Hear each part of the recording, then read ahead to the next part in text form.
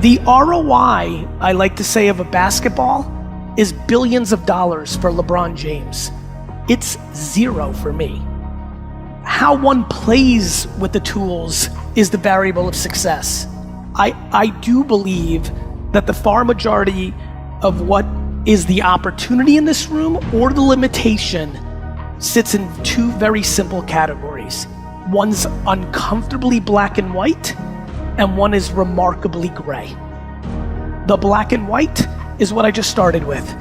Until you start making dozens of videos, pictures, and written articles a week, you will continue to leave an extraordinary amount of money on the table, and somebody sitting next to you is gonna do it and take your market share. And I don't care if you've been the queen of that city for 30 years and work on your reputation, slowly but surely you will lose, because that's what always happens in business. I love OG life, and it is absolutely building on reputation.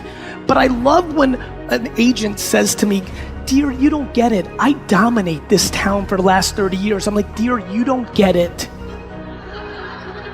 You don't get it. Much bigger companies than you have gone out of business with fucking audacity." And it is audacity in 2022. It is only, and this is very clear, if you're sitting in the crowd and you're not doing this work, it's only two things, and they're both interesting. One is audacity. You're audacious that what you did in 1993 or 2001 or 2007 is enough for you to dominate 2022. Or you've lost your ambition, which is okay. I don't think of that as a bad thing. I don't think it's a bad thing that you're not as hungry. Maybe you've scratched your itch. Maybe you do want to do other parts in your life. But look, don't lie to yourself. And understand yourself on where you are in your journey. 2022 is going to be a remarkable opportunity for this room. The question is very simple though. Who's going to actually put in the 30 hours of work starting today to actually know how to do pictures and videos and written words on these platforms, and who's not?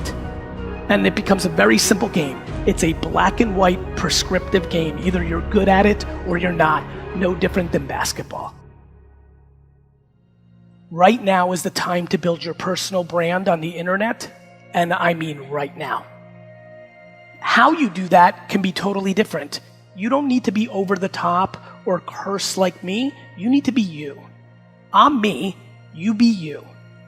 But what you need to do is start producing content to educate people on who you are. If you're uncomfortable with the way you look and you don't want to be on video, then do audio and do a podcast. If you're not sure that you can handle the camera, then write on LinkedIn or Facebook. These are the black and white tactics available to you.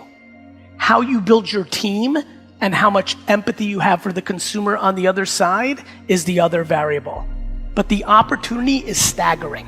The speed in which people are changing what they consume, which then dictates what they think, which then dictates how they buy, is at a level we've never seen before. I come here, fly across the country and fly back for one reason: to put so much pressure on this room to do the homework. The opportunity is so real. You're one viral TikTok video away from selling 13 homes because of it. And you don't go in there and start doing the latest dance. You're trying to sell homes. And you're more than welcome to shake your ass, fine, but it's a lot more interesting to talk about what you want to talk about, but making it contextual to the room. People say no so much. TikTok's fastest growing demo is 38 to 55-year-olds. You can still think it's 12-year-olds. It hasn't been 12-year-olds for 2 years.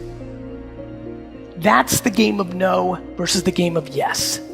That's the game of staying curious. The biggest vulnerability to people in business today trying to sell to human beings is their unbelievable calmness and interest in saying the word no, and their visceral reaction to the idea of maybe. The innovation that we're living through is big. The opportunity is even bigger. But this requires homework. before you decide that content on social media can't sell for you, did you really do the 20 hours of homework and the 50 hours of you doing it? This world is reading about push-ups instead of doing them. That's actually not even true. I wish this was a game of people reading about push-ups and not doing it. We're not even reading about push-ups. We're dismissing push-ups before we even read about them.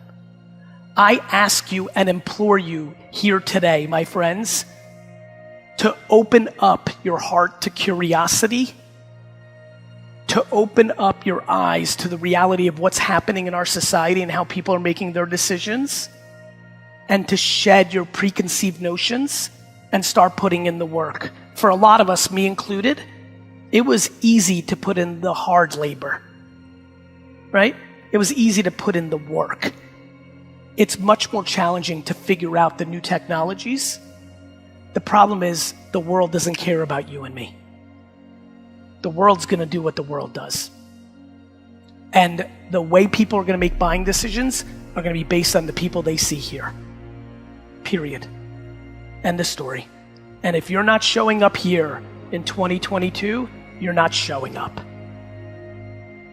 We need to have a very big conversation in the business world about how much kindness, compassion, empathy are the superpowers of business. And I believe in business, what is very clear to me is people think kindness and they use kindness, but what it really is a slight version of manipulation. You're doing something with thinking something else is going to happen. And it's all good. It's nice to maybe think, but don't confuse that with kindness. That's called strategy. Own what it actually is. I promise you, when technology is coming along, hoping for regulation is always going to be a bad strategy.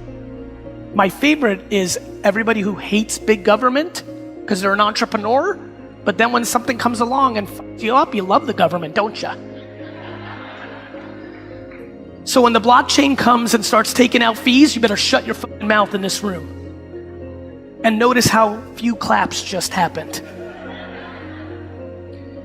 Why do I bring that up right now? Not to razz, not to scare, because I want you to do the 50 hours of homework so you can innovate. What blows my mind is people's inability to put in the work in the face of information. All of you know that this blockchain thing is brewing. You've definitely heard about Bitcoin at this point. You've probably maybe heard of Ethereum. It's happening, and it's going to affect this industry soonest. This is the book industry for the internet. The blockchain is contracts. Please understand that. Please, it's a very important thing. Please spend 15 hours Googling Ethereum and smart contracts. Get educated, not to play defense, but to play offense. You do 15 to 30 hours of homework, you might just change your career. You might shift slightly in what you're doing now to something else. It's a remarkable time. And one thing I know about an immigrant-centric reality is it's not scared to put in the work. And I really know this statement. It likes to pick which work it wants to do. People don't like change. Some days, it's hard to find a way to reach relaxation after a stressful day. Your mind is filled with tasks from the day, overthinking about a project deadline, or it just feels like you can't catch a break. This makes it hard to achieve a work-life balance that is desperately needed to make sure you stay in your best mental state. That's why I use Endel. Endel is an environment-based nonprofit app that takes everything we know about sound and combines it with cutting-edge technology.